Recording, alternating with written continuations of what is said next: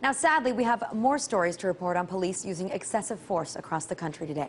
Let's start in Florida, where a 57-year-old autistic man was killed by police. Police say that they received phone calls about a man who was walking around outside with what looked like a rifle. And when they got to the scene, they saw the man, Ernest Vassell, holding the weapon. So they opened fire. It turns out that Vassell was holding a toy pistol, and needless to say, his family members are outraged. Ernest did not deserve to die like this. Ernest was, he was autistic and he had mental challenges. He's been in the neighborhood for 31 plus years. Everyone knows him. Everyone is still in shock and disbelief.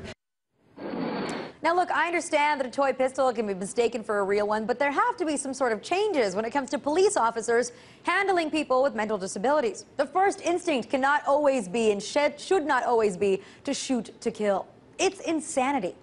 And it brings me to our next incident, this time in Arizona. A mentally handicapped man who was harassing individuals outside of a restaurant was confronted by a taser-wielding cop. And, well, you can guess what happened from there. Judge, him with his hands up. I'll bet it could be. Did he do it? Yes!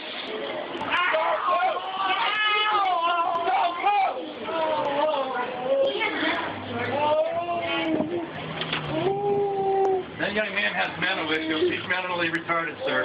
Just need to let you know. We got a video recorded that he had his hands up. Now, as you can see from the video, the man already had his hands up and was cooperating before he was tased. And the officer put his foot on the individual's back while he was still writhing in pain from being shot with several thousand volts of electricity. It also disturbs me that the cop paid no attention to the bystanders who tried to inform him about the man's mental condition.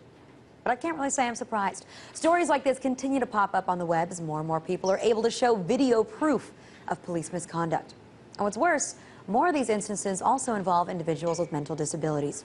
Like I said before, I know it's difficult to distinguish people on the spot, but for all of these people to be hurt, abused, or even killed is simply unacceptable. Don't we put our officers through extensive training for a reason? And if this is what they are being trained to do, to always resort to tasers, to guns, to shoot to kill, then there need to be some serious changes in the way the police officers are trained, because simply too many people have been hurt and have lost their lives.